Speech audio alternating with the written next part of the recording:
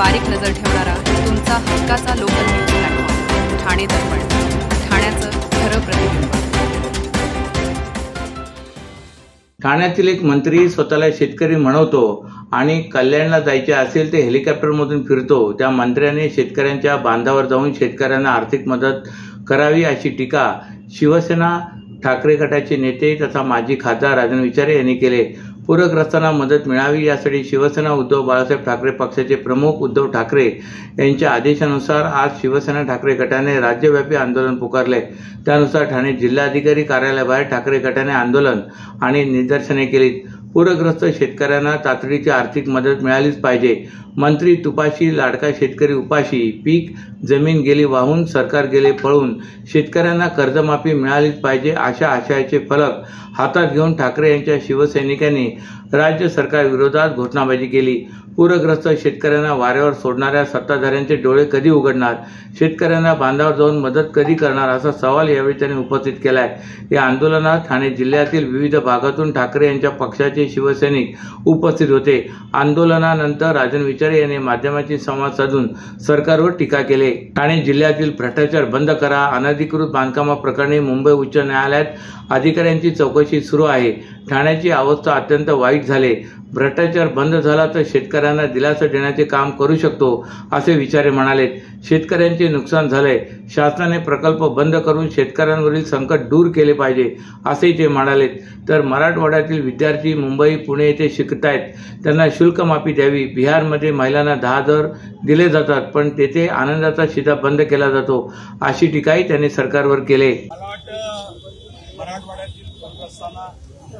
मदतीकरता गेले शेतकरी असतील, त्या ठिकाणी आदरणीय आमचे पक्षप्रमुख उद्धव ठाकरे साहेब असतील आणि सर्व पदाधिकारी या ठिकाणी आज संपूर्ण महाराष्ट्रभर हे आंदोलन होते। प्रत्येक जिल्ह्यामध्ये तहसील कार्यालयाच्या ठिकाणी सर्व मंडळी या ठिकाणी शेतकऱ्यांच्या न्याय हक्कासाठी या ठिकाणी आंदोलन करत आहेत। आज सुद्धा आम्ही ठाण्यामध्ये ठाणे जिल्ह्यातले सर्व आमचे लोकप्रतिनिधी आणि या ठिकाणी येऊन त्यांना निवेदन दिलेलं आहे आणि त्यांना आम्ही सांगितलेलं आहे या पहिल्या आधी या ठाणे जिल्ह्यातला भ्रष्टाचार बंद करा।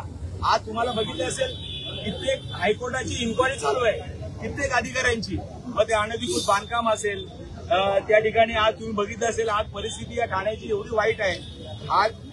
आज तो विषय बाजूला ठेवून मला वाटतं हा भ्रष्टाचार जर मला वाटतं अख्ख्या महाराष्ट्राचा जर बंद झाला तर आज मला वाटतं या शेतकऱ्यांना दिलासा देण्याचं काम आपण करू शकतो आणि म्हणून आम्ही मागणी केलेली आहे की या शेतकऱ्यांना कर्जमुक्ती झालीच पाहिजे। त्याचबरोबर आज तुम्ही बघितलं असेल एकरी 50,000 हे मदत तर मिळालीच पाहिजे। पशुधन जे त्यांचं हे झालेलं आहे त्या पशुधनासाठी सुद्धा वेगळं पॅकेज पाहिजे।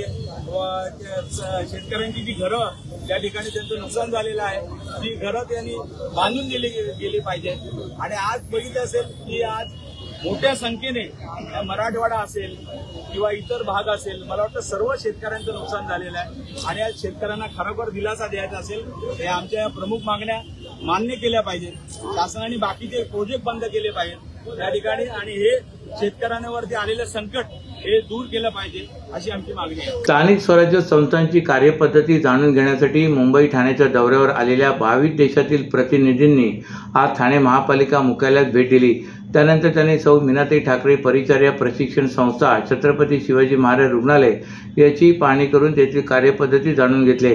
परराष्ट्र मंत्रालयाच्या भारतीय तांत्रिक आणि आर्थिक सहकार्य कार्यक्रमाच्या अंतर्गत समाजसेवा क्षेत्रात काम करणाऱ्यांसाठी समाज विकास प्रशासन अभ्यासक्रम चालवण्यात येतो।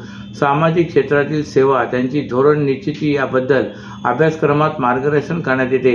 23 सप्टेंबर ते 13 ऑक्टोबर या काळात होत असलेल्या या अभ्यासक्रमासाठी 22 देशातील 28 प्रतिनिधी टाटा सामाजिक विज्ञान संस्थेत मध्ये दाखल झालेत। हे प्रतिनिधी त्यांच्या देशात सरकारी किंवा निमसरकारी आस्थापनाशी निगडीत आहेत। या प्रतिनिधींनी आज ठाणे महापालिका मुख्यालय येथे महापालिकेची कार्यपद्धती जाणून घेतले।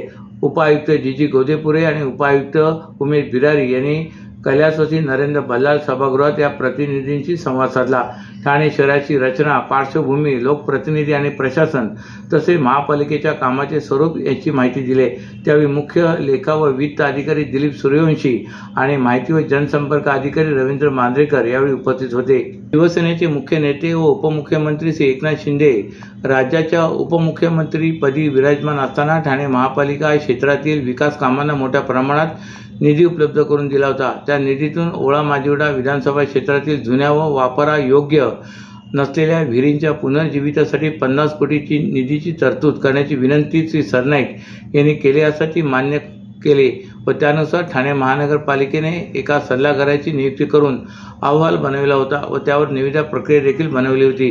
विहिरीच्या पुनर्जीवितेसाठी विहिरीतील पाणी उपसणे, गाळ काढणे, आडवे बोर मारून पाण्याचे नैसर्गिक झरे उघडून जास्तीत जास्त पाणी मिळवणे, विहिरीची डागडुजी करणे, आसपासच्या नाल्यातील पाणी विहिरीत जाऊ नये यासाठी वॉटरप्रूफिंग करणे, विहिरीच्या सभोवतालच्या गटार व नाल्याची दुरुस्ती व डागडुजी करणे जेणेकरून सांडपाणी विहिरीतील पाण्याला प्रदूषित करणार नाही, विहिरीवरील लोखंडी ग्रिल व जाळी बसवणे, विहिरीच्या तोंडापासून 3 ते 4 मीटरपर्यंत आरसीसी बांधकाम करणे, विहिरीचा सभोवतालचा परिसर स्वच्छ राहावा यासाठी विहिरीच्या कठड्याभोवती पेवर ब्लॉक बसवणे इत्यादी कामे केली जातात।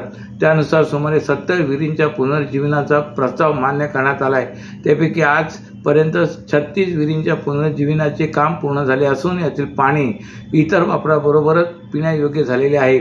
श्री सरनाईक यांच्या संकल्पनेतून करण्यात आलेल्या या प्रकल्पामुळे राज्यातील इतरही विहिरीचे पुनर्जीवन होऊ शकते असे मत श्री सरनाईक यांनी व्यक्त केले। सर्व नागरिकांना आवाहन करण्यात येत आहे की सध्या डासांमार्फत पसरणाऱ्या डेंग्यू या आजाराचा प्रसार रोखण्यासाठी प्रत्येकाने पुढील प्रमाणे कार्यवाही करावी। डेंग्यू आजार एडिस इजिप्ती हा डास चावल्याने होतो। या डासांची पैदास साचलेल्या किंवा साचवलेल्या स्वच्छ पाण्यामध्ये होते। 8 दिवसांपेक्षा जास्त दिवस पाणी उघडे व साचून राहिल्यास त्यात डास अंडी घालतात। अंड्यांच्या अळ्या तयार होऊन पुढे डास तयार होतात। यासाठी आपल्या घरातील पाणी साठे उदाहरणार्थ बॅरल्स, पिंपे, टाक्या, हौद, रांजणे इत्यादी दर आठवड्याला रिकामे करून घासून पुसून कोरडे करून पुन्हा भरावे। 1 दिवस कोरडा दिवस म्हणून पाळावा। पाणी साठ्यांना घट्ट झाकणे बसवावीत किंवा जुनी साडी, चादर, धोतर यांनी बांधून झाकून ठेवावीत म्हणजे डास त्यात जाऊन अंडी घालणार नाहीत।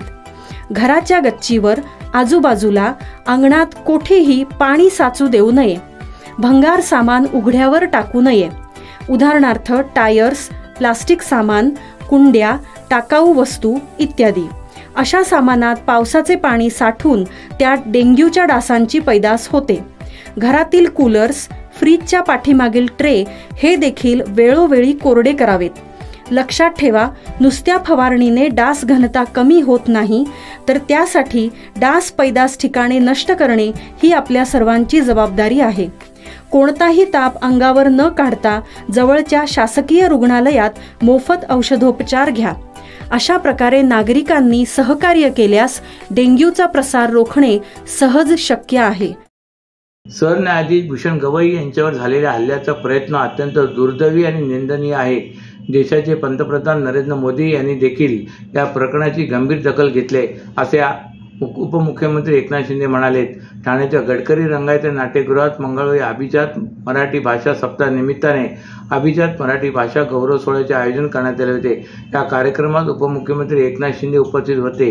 त्यानंतर त्यांनी माध्यमांशी संवाद साधला। सर्वोच्च न्यायालयाचे सरन्यायाधीश भूषण गवई यांच्यावर हल्ला करण्याचा प्रयत्न झाला।